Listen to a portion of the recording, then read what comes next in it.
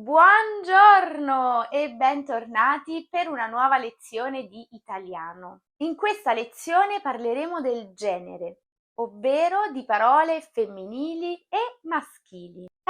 Quanto sono belle quelle lingue in cui le parole non hanno il genere, ma purtroppo l'italiano non è tra quelle. Se vuoi conoscere tutto del femminile e del maschile dei nomi in italiano, resta fino alla fine, perché più in là con la spiegazione metterò molti schemi riassuntivi per aiutarti a memorizzare le tante cose che vedremo.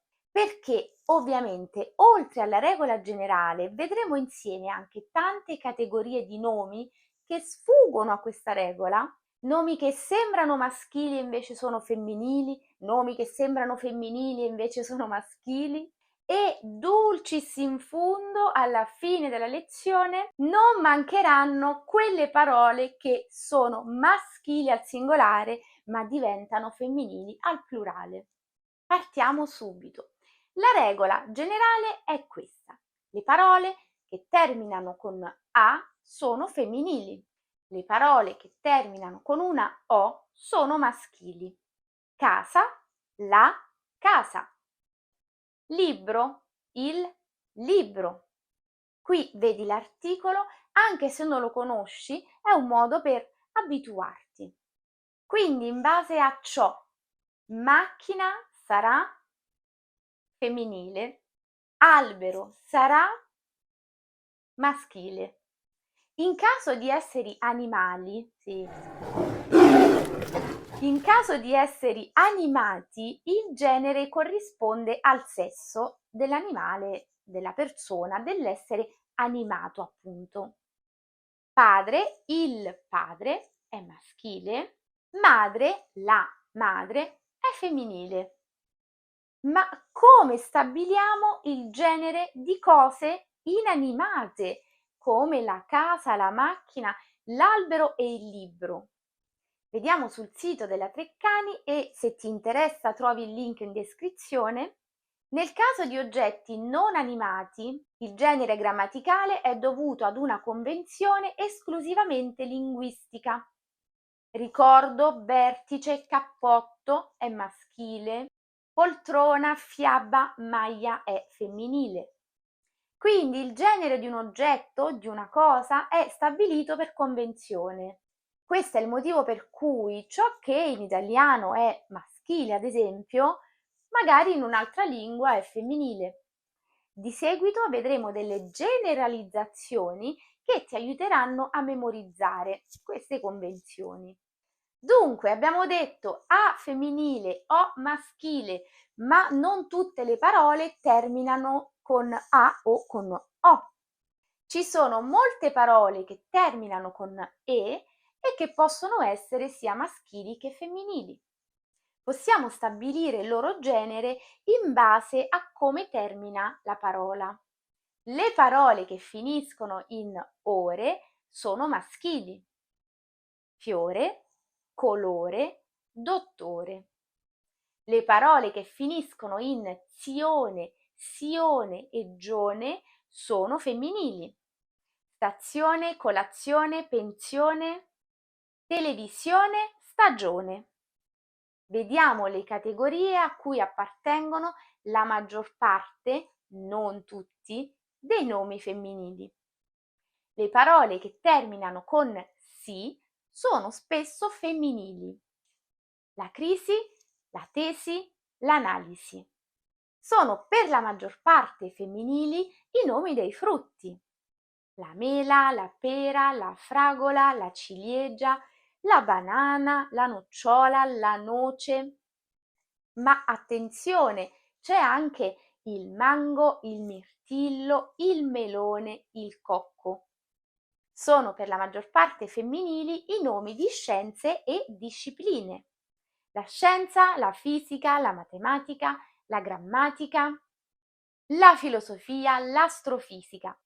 Anche i nomi di concetti astratti sono spesso femminili: la pace, l'amore, la gioia, la vendetta, la speranza, la perseveranza.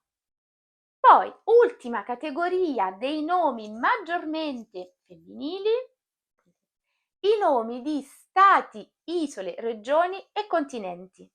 Per esempio, la Francia, la Corsica, la Sicilia, la Lombardia, la Toscana, la Nuova Zelanda.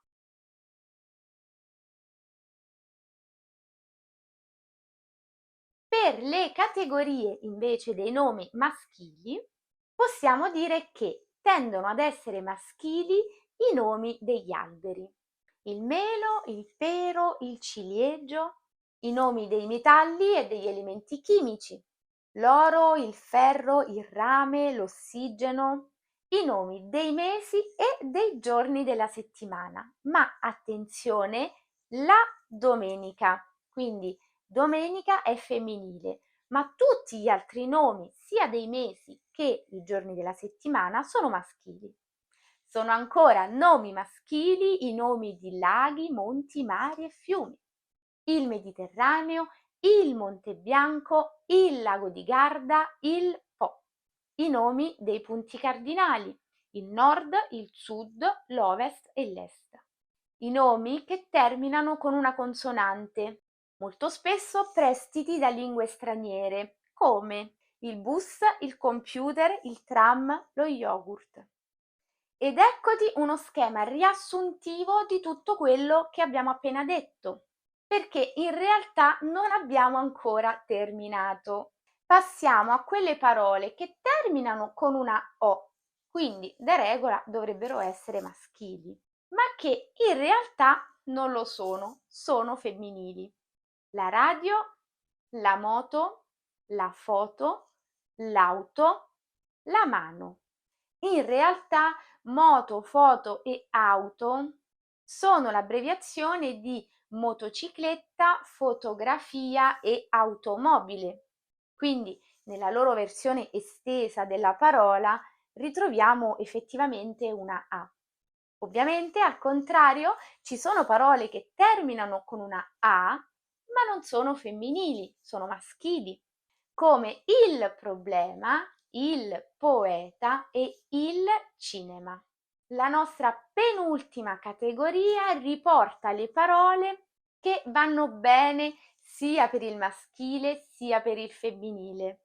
Ad esempio, i sostantivi che finiscono in ista: il dentista, la dentista, l'artista, riferito ad una donna o ad un uomo, l'analista, che può essere riferito sempre ad una donna e anche ad un uomo, lo specialista, la specialista, il carrellista, la carrellista. Quindi queste parole in sostanza non ci danno problemi, basterà cambiare l'articolo in funzione del genere a cui ci stiamo riferendo.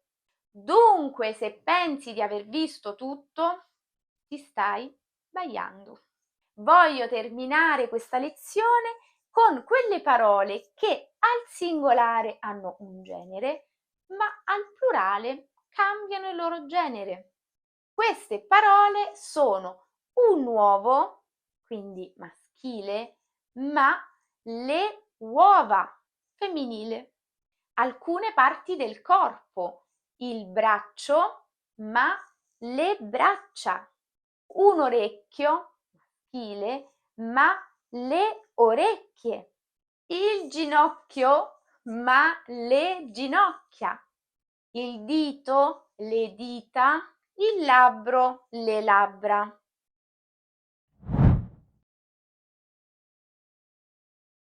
Bene, adesso abbiamo veramente finito.